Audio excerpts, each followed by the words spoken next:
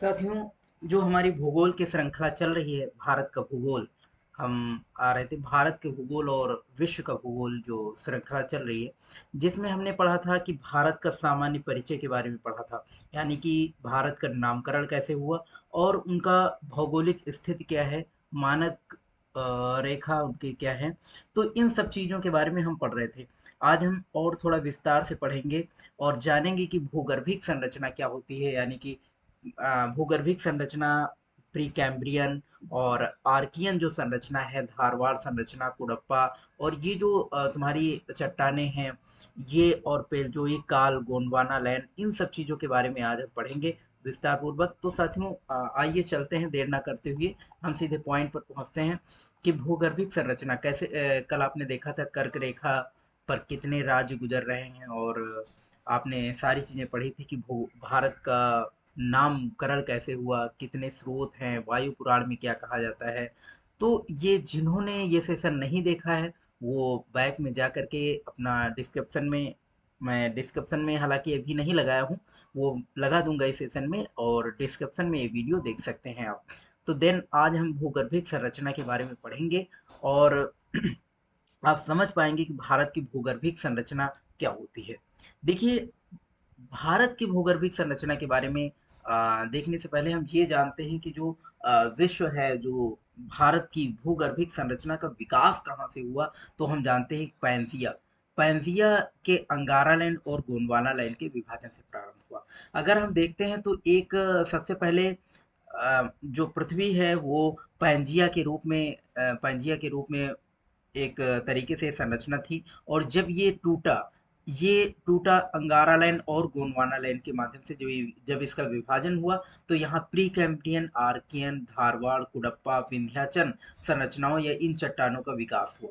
तब हम देखते हैं प्री कैम्ब्रियन युग के स्थलाकृतियों में अरावली पर्वत और विंध्याचल श्रेणी जो है, विंध्यन श्रेणी और छोटा नागपुर का पहाड़ी क्षेत्र, जो कि भारत के संरचना में देखने को मिलता है। अगर हम इंडिया में देखें तो भारत की संरचना में, तो हमको जो भारत के मैप में हम देखेंगे, तो उसमें पाएंगे अरावली पर्वत, विंध्यन श्रेणी और छोटा नागपुर का पठारी क्षेत्र। तो साथियों, हमने जाना कि पैंथिया दो भागों में विभाजित हुआ। और ये जो इसके मध्य अवस्थित भूसन्नति कौन सी थी? टेथिस सागर। जो सबसे पहले टेथिस सागर था। तो अंगारालैंड और गोंडवानालैंड के मध्य अवस्थित भूसन्नति कौन सी है? तो टेथिस सागर है। और भारतीय उपमहाद्वीप का विशाल भूखंड कौन सा था? गोंडवाना लैंड। यानी कि विशाल भूखंड का भाग हम देखते हैं गोंडवाना लैंड था। भारतीय उपमहाद्वीप का पूरा चुंबकीय परिमाणु में जो संकेत मिलते हैं, उनके अनुसार भूतकाल के भारतीय स्थलपिंड किस दिशा की ओर अग्रसर हुआ? उत्तर की ओर अग्रसर हुआ। और भारत के पश्चिमी तट का निर्माण कैसे हुआ? भूमि के उत्थान और निर्गमन के कारण हुआ। देखिए दोस्तों, जो अंगारा लैंड था और गोंडवाना लैंड, तो अंगारा लैंड जब विकास हुआ, हमने जाना कि पृथ्वी जो है, जैसे मान लो पृथ्वी में एक पैंथिया नाम की संरचना थी। पैंथिया जब बीच से टूटा, तो अंगारा लैंड और गोंडवाना लैंड का विकास हुआ। तो अंगारा लैंड और गोंडवाना लैंड जो कि धीरे धीरे जब ये अलग हुए, तो अंगारा लैंड से जो होता है, अंगारा लैंड से किन देशों का विकास हुआ? यूरोप, एशिया, उत्तरी अमेरिका और ग्रीनलैंड, इन चीजों का विकास हुआ। यूरोप, एशिया, उत्तरी अमेरिका और ग्रीनलैंड। साथियों, मैपिंग के माध्यम से अभी हम समझाएंगे कि किस प्रकार से ये यूरोप बना, यूरोप, एशिया और उत्तरी अमेरिका, ग्रीनलैंड। और देन गोंडवाना लैंड जो था, उसमें प्रायद्वीपीय भारत आता है। यानी कि प्रायद्वीपीय संरचना जो भारत की दिख रही है, ये प्रायद्वीपीय संरचना कहाँ से मिलकर के बनी है? ये गोंडवाना लैंड से हुई। गोंडवाना लैंड से, और गोंडवाना लैंड से कौन सा भाग? अफ्रीका और ऑस्ट्रेलिया वाला भाग, जो नीचे अफ्रीका और ऑस्ट्रेलिया वाला भाग जो था। और दक्षिण अमेरिका, अमेरिका में उत्तरी अमेरिका और दक्षिणी अमेरिका है, उसमें दक्षिणी अमेरिका वाला भाग और अंटार्कटिका और मेडागास्कर, ये जो है संरचना गोंडवाना लैंड को है। अगर प्री कैम्ब्रियन संरचना देखें, तो प्री कैम्ब्रियन संरचना का विकास जो हुआ, वो प्री कैम्ब्रियन संरचना का विकास, यानी कि सर्वप्रथम आर्कियन संरचना का विकास हुआ, वो किससे हुआ? जो लावा था, गर्म गलित पदार्थों के शीतलीकरण, यानी कि ज्वालामुखी के जो लावा और मैग्मा, इनके रूपांतरण के द्वारा जो है आर्कियन संरचना का विकास हुआ। आर्कियन जो चट्टानें मिलती हैं वो उनका विकास कैसे हुआ, वो मैग्मा और लावा जो ज्वालामुखी था उनके रूपांतरण के द्वारा हुआ।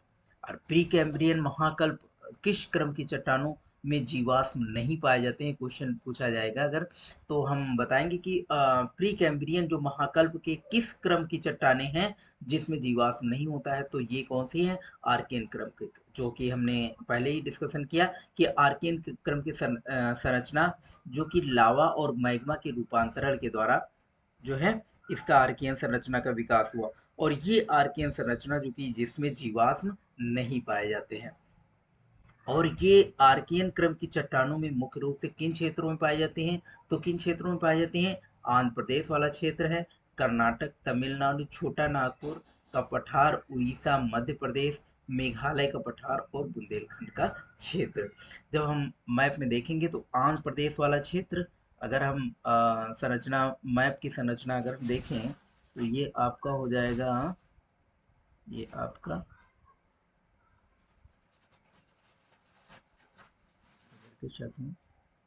ये आपका ये आपको मैप अगर हो जाएगा एक तरीके से इंडिकेट दे रहे हैं।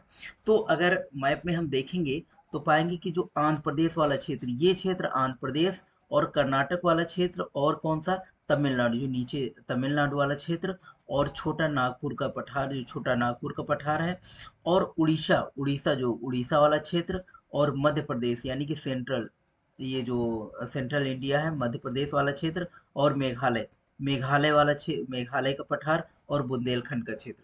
शायद मैप के माध्यम से और अच्छे से समझ पाएंगे। देखिए कौन कौन सा है, अगर हम मैप में जाएंगे तो हम पाएंगे इस प्रकार से।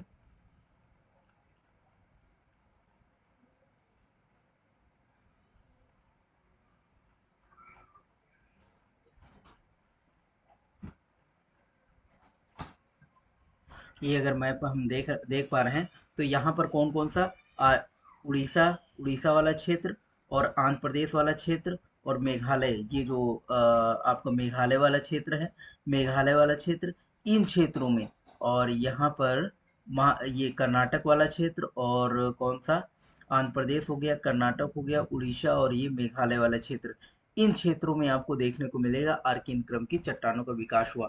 और साथ में ये जो प्रायद्वीपीय भारत की बात करें तो प्रायद्वीपीय भारत का विकास जो है किससे हुआ, इन सब का विकास जो है ये आपको बताया गया। ये देखिए प्रायद्वीपीय भारत यानी कि गोंडवाना लैंड से हुआ।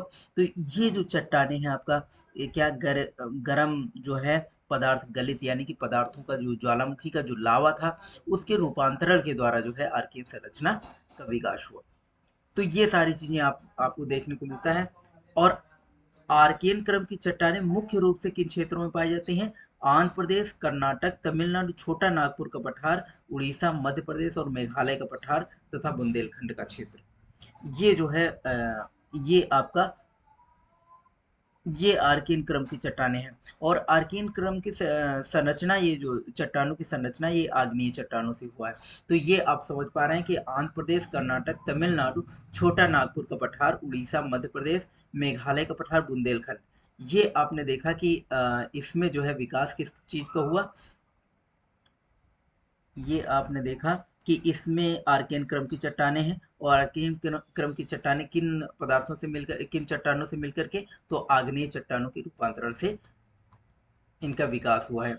देखिए प्री कैम्ब्रियन काल में अरावली पहाड़ियों का निर्माण किन रूपों में हुआ, तो मोड़दार पर्वतों के रूप में हुआ। प्री कैम्ब्रियन यानी कि अरावली पहाड़ों का निर्माण किस रूप में हुआ, तो मोड़दार पर्वतों के रूप में हुआ। देखिए ये तो थी आर्कियन क्रम की चट्टानों की संरचना, यानी कि प्री कैम्ब्रियन काल में जो संरचना हुई आर्कियन क्रम की, उसकी बात कर रहे थे। अब अगर हम जाएंगे आगे, अगर हम देखेंगे कि जो धारवाड़ संरचना हुई यानी कि धारवाड़ क्रम की चट्टानें जो हुई उनकी संरचना कहाँ से हुई, तो धारवाड़ क्रम की चट्टानों का निर्माण प्री कैम्ब्रियन काल में हुआ। किसमें, प्री कैम्ब्रियन काल में हुआ, यानी कि निर्माण काल वही था जो आर्कियन क्रम का था, प्री कैम्ब्रियन काल। लेकिन और इसमें देखिए क्या इसमें अंतर क्या है, धारवाड़ क्रम की जो चट्टानों की संरचना है वो क्या है, जीवाश्म रहित कायांतरित अवसादी चट्टानें हैं।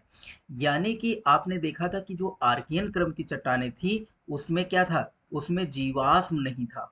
आपने देखा उसमें जीवाश्म नहीं था, परंतु हम देख पा रहे हैं कि धारवाड़ क्रम की जो चट्टानें हैं ये जीवाश्म रहित कायांतरित अवसादी संरचना है, यानी कि अवसादी संरचना कायांतरित के माध्यम से जो है इसका धारवाड़ क्रम की चट्टानों का विकास हुआ। धारवाड़ संरचना का सर्वाधिक विकास कहाँ देखने को मिलता है? कर्नाटक के धारवाड़ क्षेत्र में। हालांकि धारवाड़ क्षेत्र धारवाड़ संरचना कर्नाटक में मिलती है, और कौन सी, और आर्कियन क्रम की भी चट्टानों की संरचना मिलती है, मगर सर्वाधिक विकास हम देख पा रहे हैं कि धारवाड़ क्रम का, जो कि कर्नाटक में हुआ। और सर्वाधिक की बात करें तो धारवाड़ क्रम की चट्टानें कर्नाटक में सबसे ज्यादा इनका विकास हुआ। धारवाड़ क्रम की चट्टानें हिमालय की किन श्रेणियों में पाई जाती हैं? तो देखिए आप धारवाड़ क्रम की चट्टानें जो है मैप में आप देख पा रहे हैं, तो मैप में आप देखेंगे तो लद्दाख, जास्कर, गढ़वाल और कुमायूं के क्षेत्र में, यानी कि जम्मू कश्मीर वाले क्षेत्र में। जम्मू कश्मीर जो आप इंडिया में अगर आप देखेंगे तो हालांकि साथियों इतना अच्छा नहीं बन पा रहा है मैप, लेकिन इंडिकेट के माध्यम से आप समझने के माध्यम से आप समझ सकते हैं। थोड़ा सा कर्सर सही नहीं चल रहा है इसलिए दिक्कत हो रही है। बट जम्मू कश्मीर वाला पार्ट जो नॉर्थ वाला, नॉर्थ सीजन का पार्ट है जो नॉर्थ साइड का, उसमें हम देख पा रहे हैं, उसमें जो लद्दाख हिमालयन वाला पार्ट, लद्दाख, जास्कर जो श्रेणी है, और गढ़वाल, कुमायूं जम्मू कश्मीर वाली श्रेणी, तो इनमें आपको देखने को मिलेगा कि इनमें कौन से क्रम की चट्टानें हैं? इसमें धारवाड़ क्रम की चट्टानें हैं। और धारवाड़ क्रम की चट्टानों की विशेषता क्या होती है कि धारवाड़ क्रम की चट्टानों में सबसे अधिक खनिज संसाधन पाए जाते हैं। देन ये वेरी मोस्ट इम्पॉर्टेंट पॉइंट है कि अगर आप धारवाड़ क्रम की चट्टानों की बात करें, उसमें सबसे अधिक किन चीज़ों की मात्रा होती है? तो धात्विक खनिज उसमें सबसे ज़्यादा होते हैं। तो खनिज संसाधन के माध्यम से या आर्थिक इकोनॉमिक सिस्टम को गेन करने के लिए धारवाड़ क्रम की चट्टानों का बहुत ही महत्व है। साथियों भारत के किस भौमिकीय शैल क्रम की में लौह अयस्क की समृद्ध भंडार पाए जाते हैं? देखिए हमने बताया कि धात्विक खनिज जो है सबसे ज्यादा धारवाड़ क्रम की चट्टानों में मिलता है, तो वही इसमें बताया गया कि धारवाड़ क्रम की चट्टानों में लौह अयस्क समृद्ध मात्रा में पाया जाएगा। अगर ये पूछा जाए कि लौह अयस्क का विस्तार या लौह अयस्क का भंडार किन चट्टानों में पाया जाता है, तो किन चट्टानों में है? धारवाड़। अब आपसे पूछा जा रहा है कि धारवाड़ क्रम की चट्टानें किन क्षेत्रों में है, तो आपको शायद याद हो गया होगा कि आप जो हिमालयन वाला पोर्शन आप देख पा रहे हैं, लद्दाख और जास्कर वाला पार्ट, और प्लस जो कर्नाटक वाला पार्ट, ये कर्नाटक वाला पार्ट, और इधर हिमालयन वाला पार्ट, यानी कि ये जो है यहाँ पर विस्तार धारवाड़ क्रम की चट्टानों का विकास काफी ज्यादा हुआ। और इसमें खनिज संसाधन बहुत ज्यादा पाए जाते हैं, और खनिज संसाधनों में सबसे ज्यादा लौह अयस्क समृद्ध मात्रा इसकी पाई जाती है धारवाड़ क्रम की चट्टानों में। साथियों धारवाड़ संरचना में कौन से खनिज पाए जाते हैं? ये हमने बताया है कि लौह अयस्क की समृद्ध मात्रा होती है, लेकिन और कौन से खनिज होते हैं? तो पहली चीज आप लौह अयस्क तो आप जानते ही हैं, प्लस क्या? तांबा, मैग्नीज, अभ्रक, चांदी, डोलोमाइट और सोना एंड आदि। और बहुत सारे धात्विक खनिज, यानी कि तांबा भी पाया जाता है, मैग्नीज, अभ्रक, चांदी और डोलोमाइट और सोना। तो देन दोस्तों आप देख पा रहे हैं कि आर्कियन क्रम की चट्टानें, जो कि जिसमें जीवाश्म नहीं था, जीवाश्म नहीं था, और वो आर्कियन क्रम की चट्टानों में आपने देखा था कि वहां पर धात्विक खनिज नहीं मिलता है, लेकिन यहाँ पर आप धात्विक खनिज से भरपूर है। धात्विक खनिज संसाधन इकोनॉमिक सिस्टम के पर्पज से अगर हम देखें तो धारवाड़ संरचना बहुत ही महत्वपूर्ण है, और ये आपको देखने को मिलता है धारवाड़ संरचना, जो कि कर्नाटक के क्षेत्र में सबसे ज्यादा मिलता है, और इधर आपका हिमालयन वाला पार्ट यानी कि लद्दाख और जास्कर वाला पार्ट। देन आप देख रहे हैं कि इसकी महत्वपूर्ण अगर तथ्य पर अगर हम देखें तो भारत का 98% कोयला जो कि गोंडवाना चट्टानों में पाया जाता है। गोंडवाना क्रम की जो चट्टानें होती हैं उसमें 98% जो है कोयला पाया जाता है। और कोयला कितने टाइप्स का होता है? तो एंथ्रोसाइट्स होता है, एंथ्रोसाइट्स और पिटुमिनस भी होता है। तो इस प्रकार से 3 टाइप का कोयला होता है। और धारवाड़ क्रम की चट्टानों का निर्माण आर्कियन क्रम की चट्टानों के अपरदन और निक्षेपण के कारण होता है। तो साथियों जो जो धारवाड़ क्रम की चट्टानें हैं उनका विकास, उनका निर्माण आर्कियन क्रम की चट्टानों के ही रूपांतरण से हुआ, यानी कि इनका अपरदन हुआ, इनका निक्षेपण हुआ, देन फलस्वरूप जो है धारवाड़ क्रम की चट्टानों का विकास हुआ। कुडप्पा कुडप्पा जो संरचना है, कुडप्पा संरचना का विकास आर्कियन धारवाड़ संरचना में अपरदन और भौतिक रासायनिक परिवर्तन की से प्राप्त अवसादों के निक्षेपण के द्वारा हुआ। अगर हम कुडप्पा क्रम की संरचना देखेंगे, कुडप्पा क्रम की चट्टानें, तो इनका विकास आर्कियन और धारवाड़, जो आर्कियन से धारवाड़ का विकास हुआ, लेकिन धारवाड़ और आर्कियन अगर दोनों में निक्षेपण हो रहा है और दोनों में भौतिक रासायनिक परिवर्तन हो रहा है, तो देन आपको देखने को मिलता है कुडप्पा संरचना।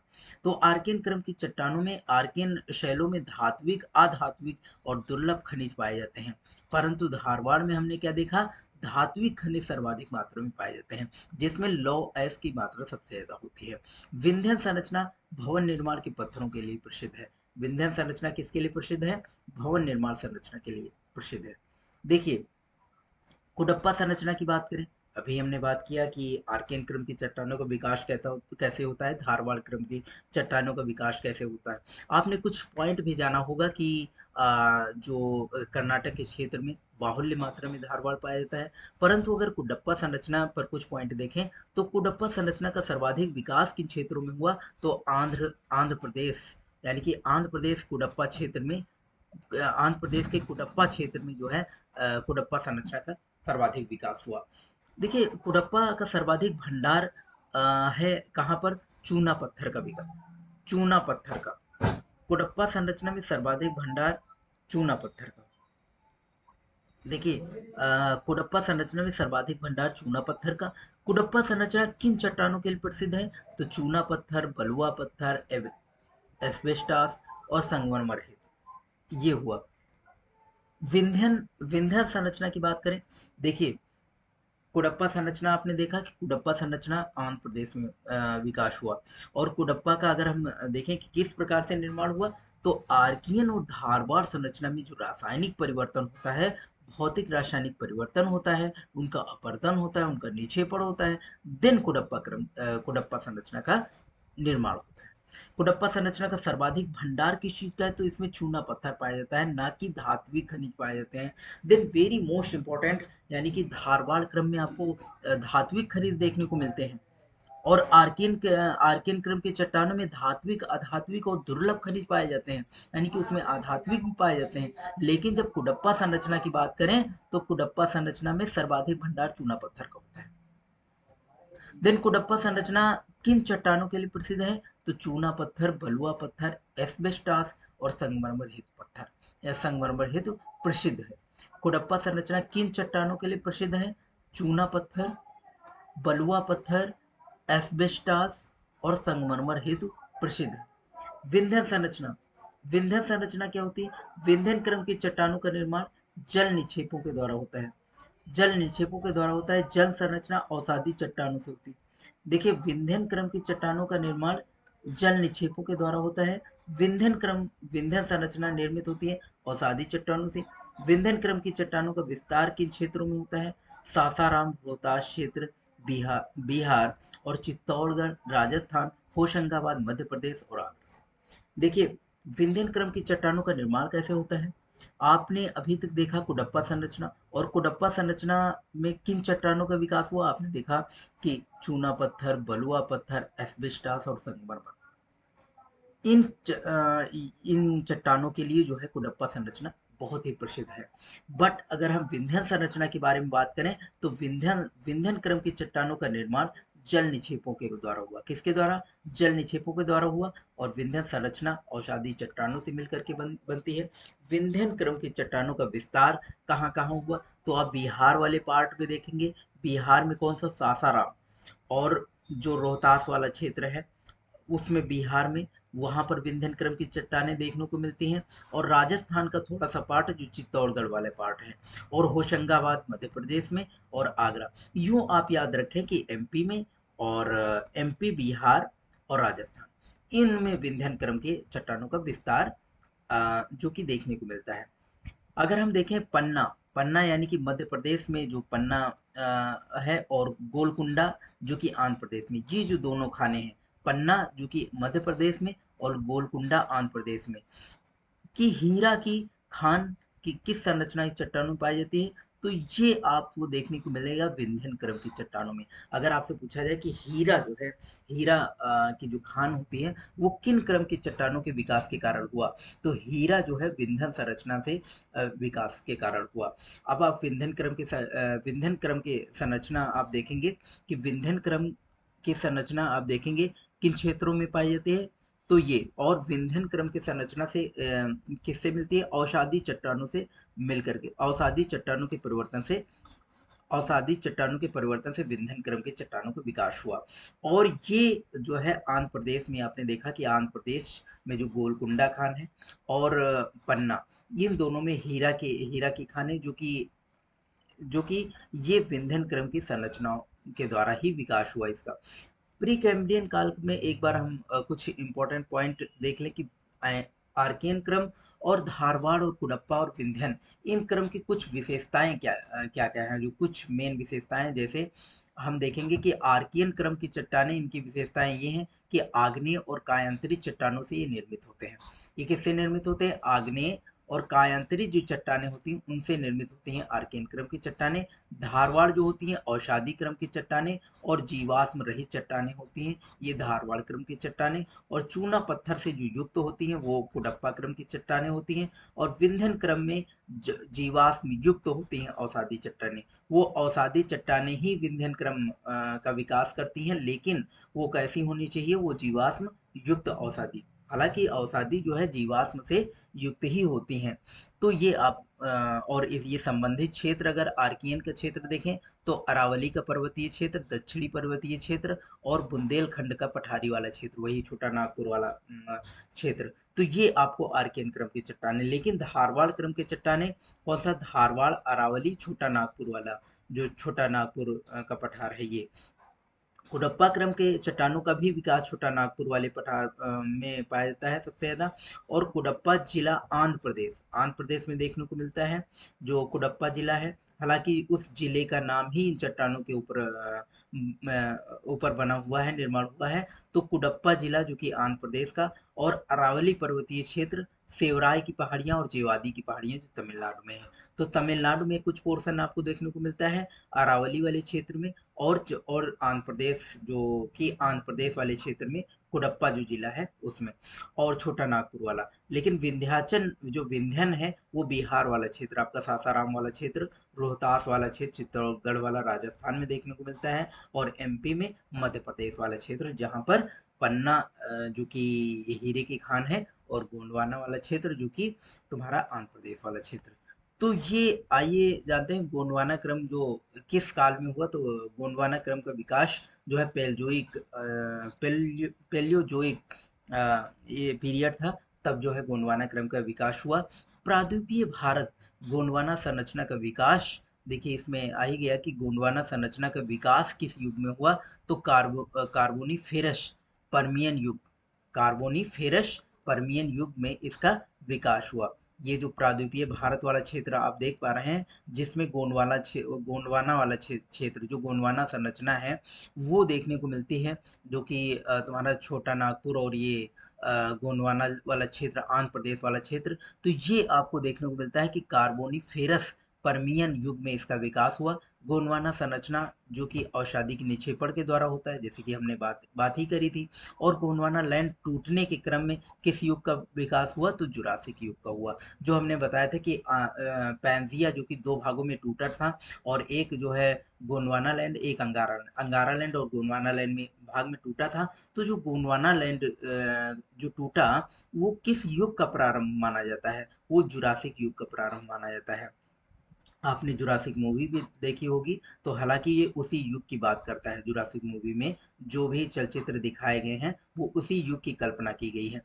गोंडवाना संरचना का संबंध किस नदी के बेसिन से हुआ है, तो दामोदर, महानदी, गोदावरी, सोन नदी, नर्मदा नदी के बेसिन से हुआ। हालांकि जब हम गोंडवाना क्षेत्र जब हम देखेंगे, तो ये जो प्रायद्वीपीय वाला क्षेत्र है, जिसमें नदियां आकर के किसमें, बंगाल की खाड़ी में गिरती हैं। तो आपको देखने को मिलता है कि कृष्णा महानदी जो कि महानदी उड़ीसा वाली, और ये गोदावरी आंध्र प्रदेश, सोन और नर्मदा नदी, ये जो बेसिन आपको देखने को मिलता है, ये हालांकि नर्मदा और ताप्ती ये अरब सागर में गिरती हैं, तो ये जो बेसिन इनका देखने को मिलता है, ये बेसिन गोंडवाना संरचना का संबंधी है। देन आप पाएंगे कि देखिए कोयला, जो बिटुमिनस कोयला है, उसका भंडार आपको देखने को मिलता है गोंडवाना संरचना में। तो अगर ये भी क्वेश्चन पूछा जाता है कि गोंडवाना लैंड में जो है 90% जो कोयला होता है, वो कौन सा, वो किस संरचना का होता है, वो बिटुमिनस का होता है। हालांकि बिटुमिनस होता है और एंथ्रोसाइट भी कोयला होता है, लेकिन हमारे यहाँ बिटुमिनस की मात्रा ज्यादा पाई जाती है गोंडवाना लैंड में। तो भारत में सर्वाधिक मात्रा जो है इसकी पाई जाती है। देन कौन सी चट्टान प्रणाली जो कि भारत की नवीनतम संरचना है, तो नवीनतम हालांकि यही है आपकी, कौन सी, गोंडवाना लैंड, गोंडवाना संरचना। अब देखिए दक्कन ट्रैप का निर्माण मेसोजोइक युग में हुआ। दक्कन ट्रैप जो कि प्रायद्वीपीय वाला जो दक्कन ट्रैप है आपका, आपका ये वाला जो पार्ट है, ये वाला जो दक्कन वाला पार्ट है, इस इसकी जो संरचना है ये बेसाल्ट चट्टान से हुई। तो दक्कन ट्रैप किससे मिलकर के बना, बेसाल्ट चट्टान से निर्मित हुआ है। और दक्कन ट्रैप की संरचना मुख्यतः विकास इसका महाराष्ट्र और मालवा वाला क्षेत्र, ये जो महाराष्ट्र वाला क्षेत्र है आप देख पा रहे हैं, महाराष्ट्र इधर कर्नाटक हो जाएगा, तो महाराष्ट्र वाला जो क्षेत्र है, महाराष्ट्र और ये मालवा वाला जो क्षेत्र है, कहने का मतलब ये वाला जो क्षेत्र है, ये जो है दक्कन ट्रैप संरचना का मुख्यतः विकास यहाँ पर हुआ। और ये दक्कन ट्रैप संरचना का विकास अन्य क्षेत्रों में भी आपको देखने को मिलता है। गुजरात के काठियावाड़ वाले क्षेत्र, जो गुजरात वाला पोर्शन है, ये आप जो गुजरात आप देख पा रहे हैं, तो गुजरात में जो प्रायद्वीपीय क्षेत्र है, थोड़ा सा काठियावाड़ का क्षेत्र, उसमें भी आपको गोंडवाना दक्कन ट्रैप का जो है निर्माण देखने को मिलता है। कर्नाटक के बंगलुरु में मैसूर पठार, कर्नाटक वाला जो महाराष्ट्र के नीचे, और ये आंध्र प्रदेश वाला और तेलंगाना वाला, ये और छोटा नागपुर राजमहल के पर्वतीय क्षेत्र, ये आपको दक्कन ट्रैप संरचना का विकास इन क्षेत्रों में भी देखने को मिलता है। देखिए राजमहल का निर्माण, राजमहल ट्रैप का निर्माण तो राजमहल की पहाड़ियों का निर्माण भी किसमें हुआ, जुरासिक युग में हुआ। और दक्कन ट्रैप का निर्माण क्रेटेशियस काल में आदि नूतन, यानी कि दक्कन ट्रैप का निर्माण किस काल में हुआ, तो क्रेटेशियस युग में हुआ। और भारत के दक्कन का पठार पर बेसाल्ट निर्मित लावा शैलों का निर्माण कब हुआ, तो क्रेटेशियस युग में हुआ। क्रिटेशियस युग में हुआ। हालांकि हम जो बेसाल्ट चट्टानें थी, यानी कि बेसाल्ट चट्टानों का विकास, हालांकि हम जानते हैं कि बेसाल्ट चट्टाने का विकास ज्वालामुखी के जो लावा था उनके शैलों से बेसाल्ट चट्टानें निर्मित हुई, और बेसाल्ट चट्टानें जो कि दक्कन ट्रैप में बदल गई, यानी कि एक बड़े से पठार में बदल गई, जिसका निर्माण क्रेटेशियस युग में हुआ। देखिए सोनोजोइक काल का क्या अर्थ है, सेनोजोइक सेनोजोइक काल का अर्थ है जो कि नवीन जीवन होता है। और सेनोजोइक को कितने भागों में बांटा गया, टर्सेरी और क्वार्टरनरी, जिसमें क्वार्टरनरी में आपकी प्लेस्टोसीन देखने को मिलता है, हिमयुग से पहले वाली बात करी गई, जिसमें हिमालय पर्वत की उत्पत्ति हुई। और हिमयुग के बाद भारत के उत्तरी मैदान और तटीय मैदान का निर्माण हुआ। तो हम सेनोजोइक का अर्थ अर्थ क्या बताते हैं, यानी सेनोजोइक का मीनिंग हम ये समझेंगे कि नवीन जीवन। और नवीन जीवन में दो भागों में बांटा गया, जिसको नवीन जीवन को टर्सेरी में और क्वाटरनरी। क्वाटरनरी में दो युग बांट दिए गए, उसमें कौन कौन से, प्लेस्टोसिन जो कि हिमयुग के पहले वाली बात, और हिमयुग के पहले हिमालय पर्वत। इसके बाद में जब प्लेस्टोसिन युग हिमयुग था,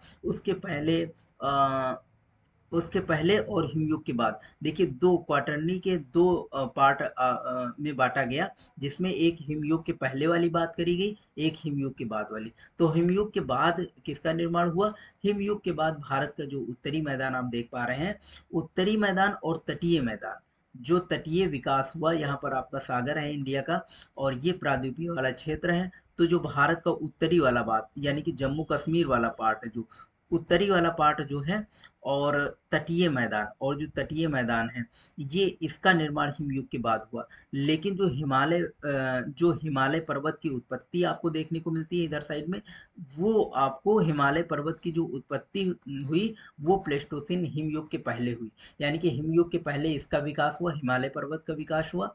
और जो उत्तरी वाला पार्ट है, ये भारत के उत्तरी मैदान और तटीय क्षेत्र का जो विकास हुआ, तटीय मैदान का निर्माण हुआ, ये हिमयुग के बाद का निर्माण हुआ।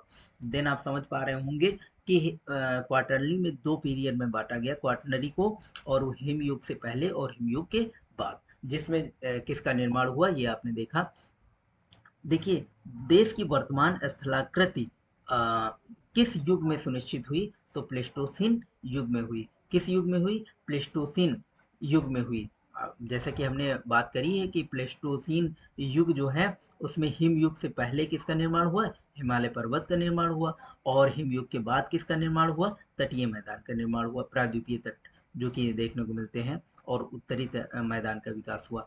तो देन ये चीजें जो है आपको प्लेस्टोसीन युग में देखने को मिलती है। यानी कि भारत की वर्तमान संरचना जो है, स्थलाकृति है, वो आपको प्लेस्टोसीन युग में इसका विकास हो गया था। पृथ्वी में सबसे व्यापक हिमयुग क्या गुंज, मेंडेल, रिच, बुर्म, ये जो है किस काल में आया? तो प्लेस्टोसीन काल में आया। भारत में पेट्रोलियम पदार्थ किस क्रम की चट्टानों में पाए जाते हैं? तो टर्सरी क्रम की चट्टानों में, टर्सरी क्रम की अवसादी चट्टानों में पाया जाता है। देखिए, पेट्रोलियम पदार्थ की बात करें तो पेट्रोलियम आपको टर्सरी क्रम की औषधि चट्टानों में देखने को मिलता है। सॉरी। देखिए दोस्तों, अगर पेट्रोलियम पदार्थ की बात करेंगे तो हम औषधों के निर्माण से ही हुआ है।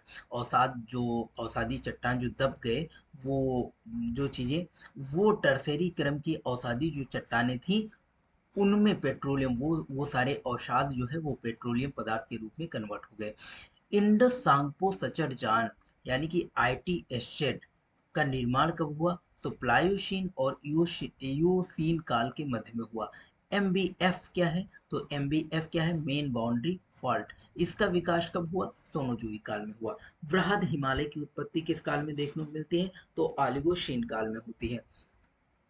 हालांकि दोस्तों ये समझना बहुत ज़रूरी है ज्योग्राफी के लिए, वैसे इतना इम्पोर्टेंट नहीं है, बट ये इसको जानना बहुत ज़रूरी है, नॉलेज होना बहुत ज़रूरी है। ज़रूरी नहीं कि ये एग्ज़ाम में आए। देन इसको समझना यानी कि बेस पॉइंट है, इसलिए इसको बृहद हिमालय की उत्पत्ति और शिवालिक हिमालय, मध्य हिमालय, इनकी उत्पत्ति को जानना आपको ज़रूरी है कि ये किस काल में हुआ। ओलिगोशीन काल में हिमालय की उत्पत्ति हुई। लेकिन शिवालिक हिमालय की उत्पत्ति क्या है?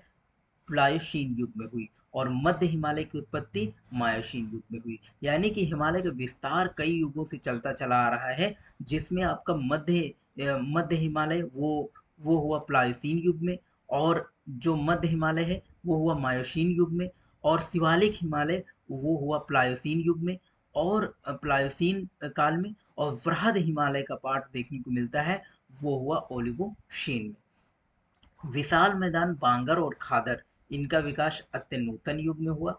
नर्मदा, ताप्ती, गोदावरी, कृष्णा, कावेरी नदियों की वेदिकाओं का निर्माण कब हुआ? सोनोजुई या अत्यंत नूतन युग में हुआ। राजस्थान का मरुस्थल या अथवा थार मरुस्थल, इनका विस्तार प्लीस्टोसीन या अभिनव जमाव के कारण हुआ। पश्चिमी घाट का निर्माण उत्तर नूतन काल में हुआ। तो साथियों, ये थी भूगर्भिक संरचना। अब भू आकृतिक प्रदेश के बारे में अगर हम बात करें, थोड़ा सा बात कर लेते हैं। वैसे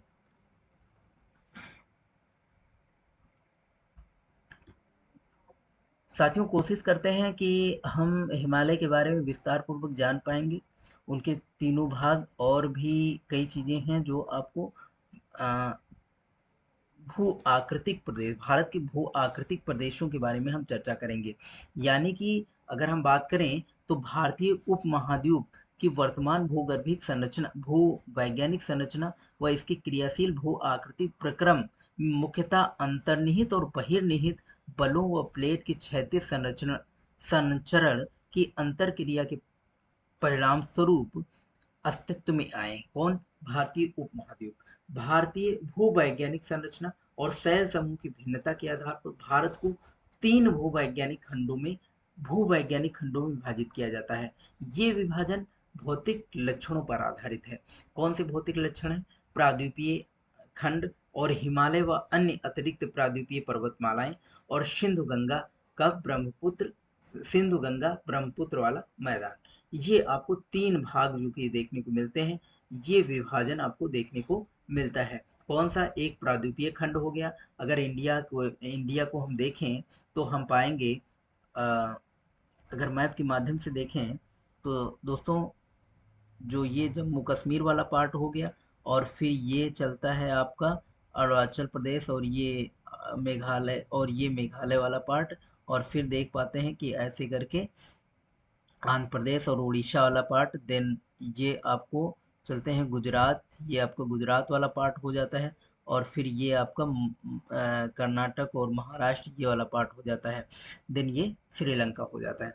तो अगर मैप में हम देखें तो ये जो प्राद्वीपीय पार्ट, ये जो देख पा रहे हैं आपको प्राद्वीपीय ये जो पार्ट है, इस एक विभाजन तो ये हो जाता है, और हिमालय और अन्य प्राद्वीपीय मालाएं एक विभाजन ये वाला हो जाता है, भौतिक विभाजन। और सिंधु गंगा ब्रह्मपुत्र का मैदान ये जो है, ये जो गंगा और सिंधु का मैदान ये जो है, ये बंगाल की खाड़ी में हालांकि नदियां गिरती हैं, गंगा नदी गिरती है बंगाल की खाड़ी में, और भी कई सारी नदियां गिरती हैं। तो ये जो है, ये विभाजन जो देखने को मिलता है तीन पार्टों में, ये हम भौतिक विभाजन ये हम देखेंगे भारत का।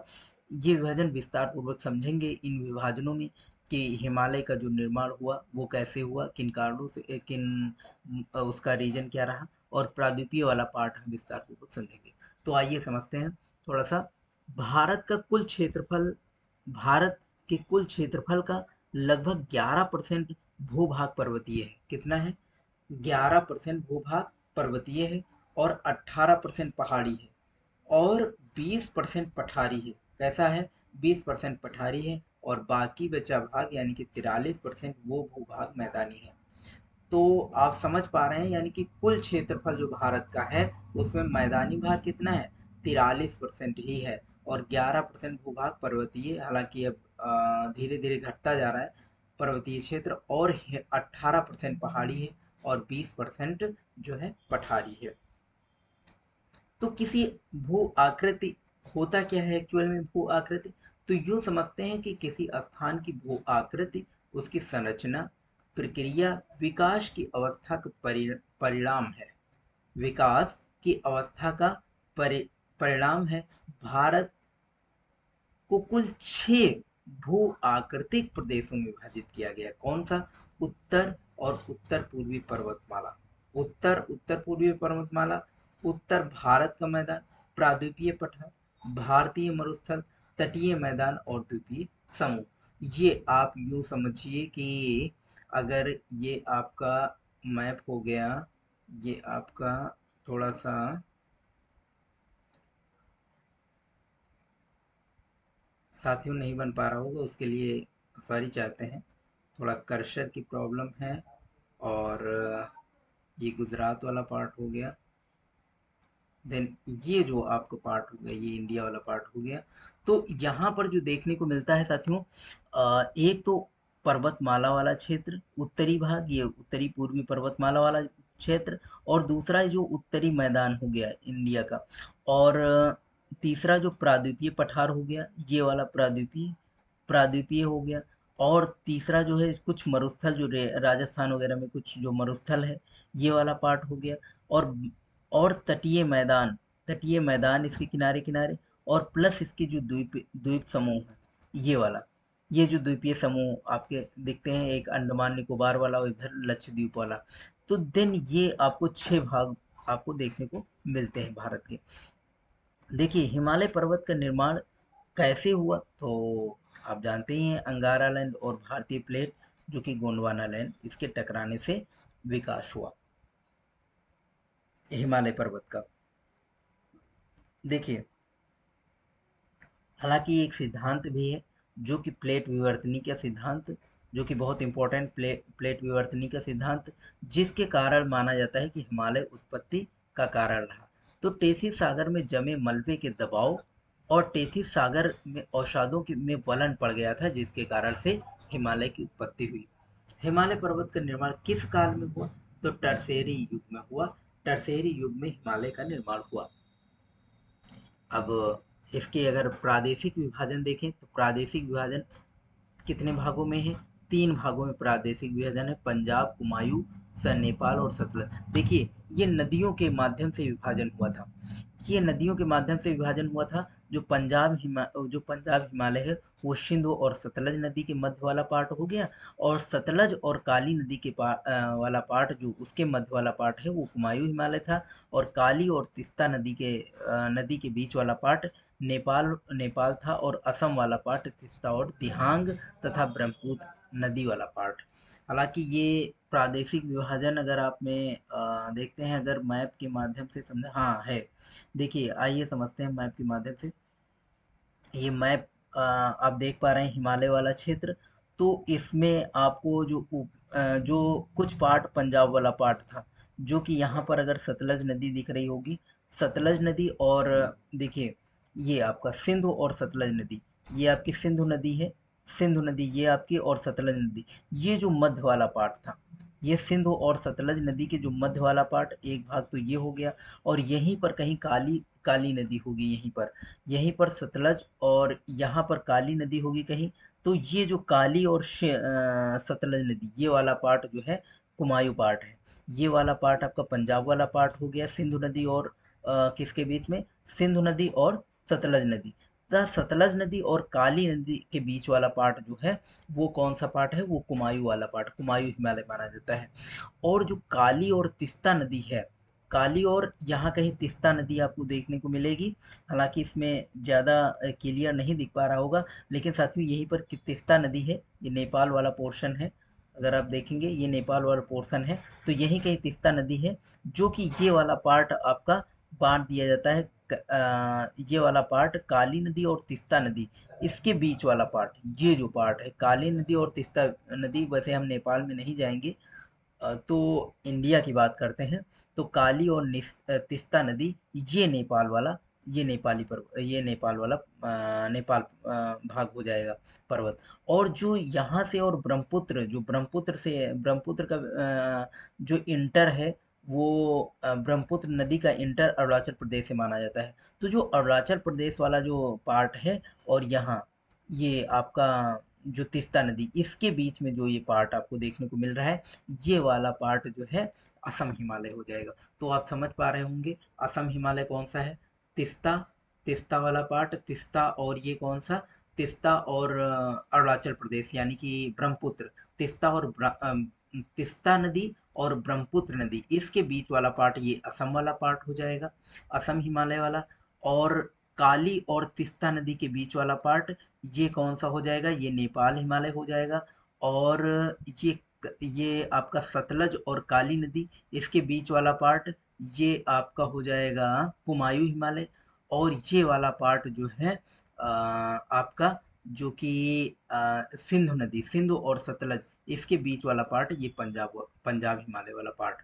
तो देन ये नदियों के माध्यम से ये बांटा गया जो भाग है, पंजाब हिमालय, कुमायूं हिमालय, और ये आपका नेपाल हिमालय और असम हिमालय। अब आप समझ रहे होंगे, सिर्फ 4 नदियों की बात करी गई, यानी कि सतलज नदी, और ये आपका काली नदी। सतलज और काली नदी के बीच वाला पार्ट, सतलज और सिंधु और सतलज नदी के सिंधु नदी और सतलज नदी के मध्य वाला पार्ट पंजाब हिमालय। और और जो ये जो सतलज नदी है और काली नदी, इसके बीच वाला पार्ट कुमायूं हिमालय। और काली नदी और तीस्ता नदी के बीच वाला पार्ट नेपाल हिमालय। और तीस्ता नदी और ये ब्रह्मपुत्र नदी के बीच वाला पार्ट असम हिमालय। ये आपका नदियों के क्रम में, ये आपका मैपिंग के माध्यम से आप समझ पा रहे होंगे कि ये किस प्रकार से हिमालय को बांटा गया था। लेकिन दोस्तों, अगर हम आगे प्रादेशिक विभाजन में पढ़ते हैं, लेकिन जब आगे जाते हैं हम देखते हैं कुछ पोर्शन की कुमायूं हिमालय का जो सर्वोच्च शिखर है, वो कौन सा शिखर देखने को मिलता है? वो नंदा देवी वाला शिखर है। गंगोत्री हिमनद, वो किस हिमालय में अवस्थित है? वो कुमायूं हिमालय में है। तो कुमायूं हिमालय में कौन सा? गंगोत्री हिमनद है। फूलों की घाटी, ये भी कुमायूं हिमालय में है। हालांकि ये फूलों की घाटी यूं कहें कि तो ये उत्तराखंड वाला पोर्शन, जो खंड वाला पोर्शन है, वो कुमायूं हिमालय में आता है। तो वहां पर फूलों की घाटी पाई जाती है। तो ये भी आपको ये भी पॉइंट आप समझ सकते हैं कि उत्तराखंड में फूलों की घाटी, और ये समझ लें कि कुमायूं हिमालय वाला पोर्शन है। तो हिमालय का सर्वाधिक ऊंचा भाग कौन सा है? वो नेपाल हिमालय में। सबसे ऊंचा भाग, सर्वाधिक ऊंचा, यानी कि नेपाल हिमालय यूं कहें, माउंट एवरेस्ट जिसकी 8,858 मीटर आपने देखा होगा उसकी ऊंचाई। तो देन सर्वाधिक सबसे ऊंचा है, विश्व में सबसे ऊंचा माउंट एवरेस्ट, तो वो कहाँ पर है? वो नेपाल में। तो यूं हम कह सकते हैं कि वो नेपाल हिमालय वाला वो सर्वाधिक ऊंचा पार्ट है हिमालय का। देन पश्चिमी भाग की अपेक्षा हिमालय के पूर्वी भाग की ऊंचाई जैव विविधता पाई जाती है। तो बायोडाइवर्सिटी कहाँ पर पाई जाती है? तो आप पूर्वी भाग में, आप हिमालय के जितना पूर्वी भाग में जाएंगे तो आपको बायोडाइवर्सिटी अधिक देखने को मिलेगी। तो साथियों ये भी कह सकते हैं कि हिमालय का जो पूर्वी वाला जो तुम्हारा अरुणाचल प्रदेश और ये जो असम वाला पार्ट, असम मिजोरम वाला पार्ट, ये जो त्रिपुरा मिजोरम वाला पार्ट है, ये जो पूर्वी भाग है हिमालय का, उसमें आपको बायोडाइवर्सिटी ज़्यादा देखने को मिलती है, सबसे ज़्यादा देखने को मिलती है। लेकिन जो जो आप पश्चिम की तरफ बढ़ेंगे तो बायोडाइवर्सिटी आपको कम मिलेगी, जैव विविधता आपको कम देखने को मिलेगी। तो ये भी आप समझ सकते हैं कि पश्चिमी भाग की अपेक्षा हिमालय के पूर्वी भाग में जैव विविधता अधिक मिलती है, या बायोडाइवर्सिटी सबसे ज़्यादा होती है। विश्व की सबसे ऊंची पर्वत श्रेणी कौन सी है? तो हिमालय। और हालांकि क्यों है आप समझ ही रहे होंगे, माउंट एवरेस्ट की वजह से।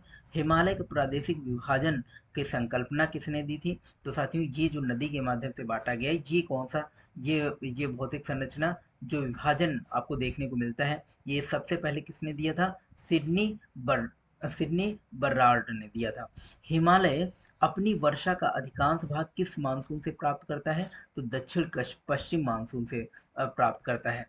यानी कि जो हिमालय वाला भाग है वो दक्षिण पश्चिम, ये वाला जो पोर्शन है प्रायद्वीपीय, ये वाला जो क्षेत्र आप देख पा रहे होंगे, इसी मानसून से सबसे ज्यादा वर्षा होती है। ये आपका अरुणाचल प्रदेश से होकर के, ये आपका हाँ अरुणाचल प्रदेश और ये वाला भाग जाता है केरल तमिलनाडु में बारिश करते हुए, और सीधा ये इधर पहुंच जाता है। तो सबसे ज्यादा वर्षा जो इंडिया में सबसे ज्यादा वर्षा प्राप्त होती है वो किस मानसून से होती है? दक्षिण पश्चिम वाले मानसून से होती है। और हिमालय से निकलने वाली सभी नदियां सतत वाहिनी हैं। जो हिमालय से नीचे की ओर जो हिमालय से आती हैं वो कौन सी हैं? वो सतत वाहिनी हैं। और जो तुम्हारे हिमालय से नहीं निकलती हैं वो तुम्हारी सतत वाहिनी नहीं है।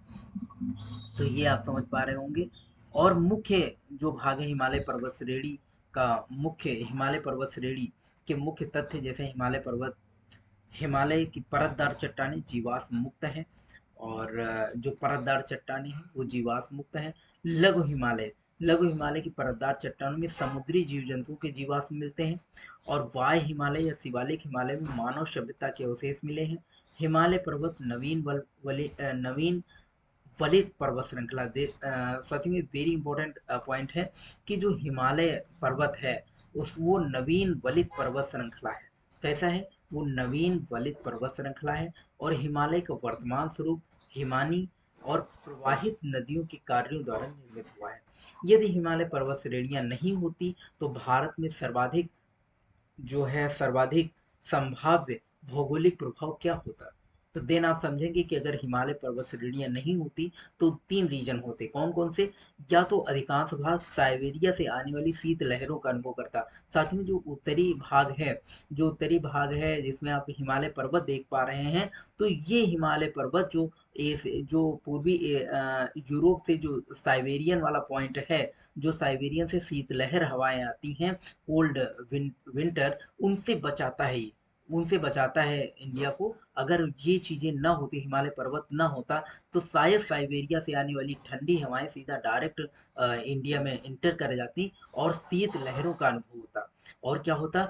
देश के अधिकांश भाग में जो है शीत लहरों का अनुभव होता। तो साइबेरिया से डायरेक्ट हवा आपसे कहाँ से टकराती? सीधे इंडिया में इंटर कर जाती। और दूसरी चीज क्या होता कि सिंधु गंगा मैदान इतना सुविस्तृत जलोढ़ मृदा से वंचित हो जाता। और इसी रीजन से जब कोल्ड विंटर आती तो जाहिर सी बात है उसमें मॉइस्चर होता नहीं। तो मॉइस्चर नहीं होता, जब नमी नहीं होती तो जाहिर सी बात है कि बारिश नहीं होती, और जब बारिश नहीं होती तो जलोढ़ मृदा से वंचित रह जाता। तो इतना सुविस्तृत जो बारिश के कारण जो सुविस्तृत माहौल है, जो मृदा है वो नहीं होती, उसका विस्तार सही से नहीं होता, और मानसून का प्रतिरूप वर्तमान प्रतिरूप से भिन्न होता। और जो सीजन जो हमारे यहाँ है, सर्दी, गर्मी, जाड़ा, बरसात, शायद उन चीज़ों से वंचित रह जाते और कोल्ड विंटर के प्रभाव से हमारा पूरा मौसम जो है इंडिया का सारा चेंज हो जाता। देखिए साथियों, ट्रांस हिमालय क्या है? ट्रांस हिमालय की बात करें तो तिब्बती हिमालय, यानी कि तिब्बती हिमालय जो है वो ट्रांस हिमालय वाला पार्ट है। तिब्बती हिमालय आप देख पा रहे हैं वो ट्रांस हिमालय वाला पार्ट है। ट्रांस हिमालय के अंतर्गत कौन कौन सी श्रेणियां होती हैं? यानी कि जो पर्वत श्रृंखला, हिमालय की पर्वत श्रृंखला आप देखेंगे, काराकोरम, लद्दाख, जास्कर, कैलाश वाला पार्ट, ये आपका पार्ट काराकोरम, लद्दाख, जास्कर और कैलाश वाला पार्ट, ये जो है ट्रांस हिमालय है। और ट्रांस हिमालय की सबसे ऊंची चोटी कौन सी है? गोन गाडविन अस्टिन है। कौन सी है? गाडविन अस्टिन है। देखिए ट्रांस हिमालय और विस्तार से अगर आप समझना चाहते हैं, भी दिखाएंगे आपको। काराकोरम, लद्दाख, जास्कर, कैलाश वाली श्रेणियां कहाँ पर हैं? देखिए, देखिए ये आप देन ये आपका लद्दाख वाला पार्ट है। ये आपका, ये लद्दाख वाला पार्ट है और जास्कर वाला पार्ट है इसी में नीचे।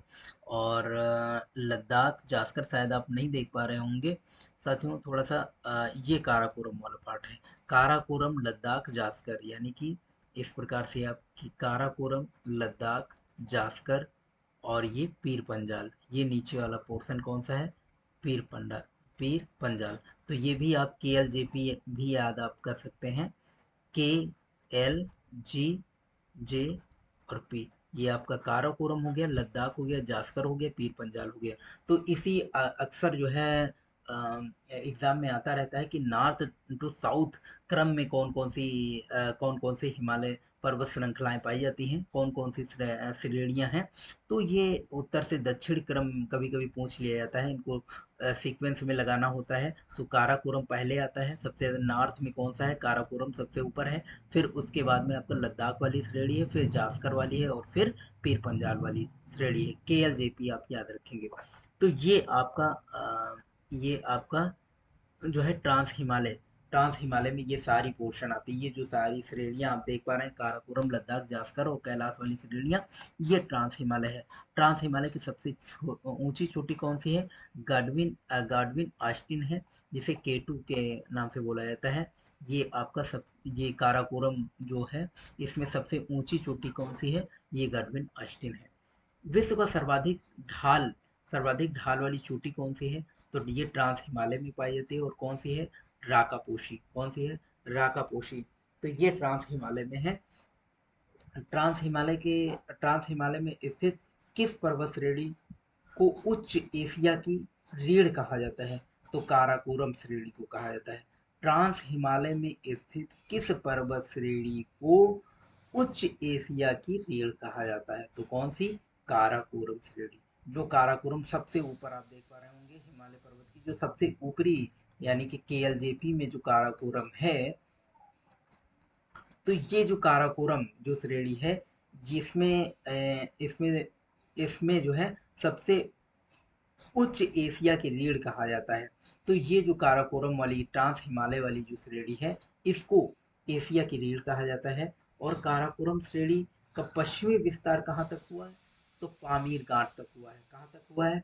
पामीर घाट तक हुआ साथियों। ये पाकिस्तान जो हिंदुकुश वाला पार्ट जाता है, ये पामीर का पठार, ये पामीर जो घाट होती है यहाँ पर जो आपको देख पा रहे हैं कि इधर हिंदुकुश चला जाता है, इधर आपका इधर आपका कुल्लुल जो श्रेणी है, ये और ये हिंदुकुश होती है और बीच में पामीर घाट बनती है। तो ये काराकोरम श्रेणी का पश्चिमी विस्तार जाता है। और कोरम श्रेणी का पूर्वी विस्तार कहाँ तक है? तो ये कैलाश श्रेणी जो है यहाँ तक पाया जाता है। और ये आपका है देन,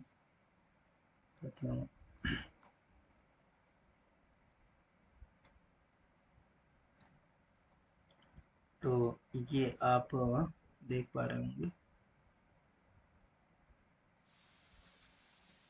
तो ट्रांस हिमालय बृहद हिमालय में किस संरचना ट्रांस हिमालय और बृहद हिमालय से किस संरचना द्वारा अलग होता है? तो इंडस सांगपो सचर जोन, ये जो आई आई टी एस जेड का जो जोन है, इंडस सांगपो सचर जोन, ये जो है इससे ट्रांस हिमालय और बृहद हिमालय संरचना का पार्ट अलग होता है।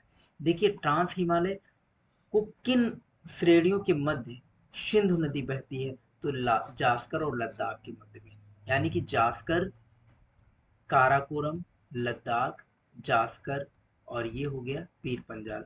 तो पूछा जा रहा है कि सिंधु नदी जो है, सिंधु नदी बहती है वो किन श्रेणियों के मध्य बहती है ट्रांस हिमालय में, तो ट्रांस हिमालय में कौन से, जास्कर और लद्दाख के बीच में ये जो है सिंधु नदी बहती है।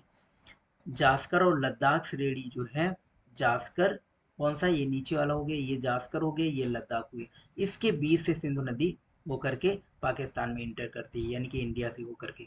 तो ये आपका लद्दाख और जास्कर के मध्य। और पूछा जा रहा है अक्साई चीन किस श्रेणी में स्थित है, तो ये जो है लद्दाख वाली श्रेणी में अक्साई चीन वाला पार्ट है। ये अक्साई चीन वाला वो पार्ट है जो कि चीन के कब्जे में, यूं कहें कि वो पूर्ण तरीके से इंडिया के कब्जे में नहीं है। लद्दाख श्रेणी का सर्वोच्च चोटी कौन सी है, राकापोसी। लद्दाख श्रेणी ये जो है केएल, यानी कि जो लद्दाख है इसकी सर्वोच्च चोटी राकापोसी है। जास्कर श्रेणी की सबसे ऊंची चोटी कौन सा है, नंगा पर्वत। नंगा पर्वत जो कि सबसे ऊंची चोटी है जास्कर की। भारत की सबसे गहरी गार्ज कहाँ स्थित है, तो ये बुंजी, बुंजी जो कि गार्ज है, सबसे गहरी गार्ज है। ये भी लद्दाख श्रेणी में लगभग 52 मीटर, 5200 यानी कि 5200 मीटर गहरी है ये लद्दाख श्रेणी में। एक गार्ज जो कि गार्ज यूं कहें कि एक झरना अगर गिर रहा है तो धीरे धीरे गार्ज का निर्माण करता है, जहाँ पर पानी गिरता है तो वो वाला गार्ज इतना गहरा है, लगभग 52 यानी कि 100 यानी कि 5200 मीटर मीटर गहरा गार्ज का निर्माण किया है। और वो गार्ज किस नाम से जाना जाता है, बुंजी के नाम से जाना जाता है। और ये किस श्रेणी में है, ये बुंजी जो है ये किस श्रेणी में है, ये लद्दाख श्रेणी में, ये गार्ज जो है लद्दाख श्रेणी में ये गार्ज है। तो सबसे गहरा भी है ये गार्ज। और काराकोरम श्रेणी को किस उपनाम से जाना जाता है, तो कृष्णागिरी पर्वत के उपनाम से भी जाना जाता है। पामीर घाट कहाँ है, तो ये आप बताया ही था आपको कि इधर आपका हिंदुकुश पर्वत है और ये पामीर घाट होगी, इधर आपका कुल्लुल श्रेणी है। कुल्लुल और ये आपका जो तुम्हारा हिंदुकुश है इसके बीच में पामीर घाट है। और ये कहाँ है, ये ट्रांस हिमालय वाला ही पोर्शन है। तो देन आज साथियों इतना ही डिस्कस करेंगे और फिर कल हिमालय का और विस्तार पूर्वक डिस्कशन करेंगे। तो साथियों इसी के साथ आप लोग अगर अच्छा लगता है हमारा चैनल तो आप सब्सक्राइब करें और दोस्तों को शेयर करें। साथियों नमस्कार।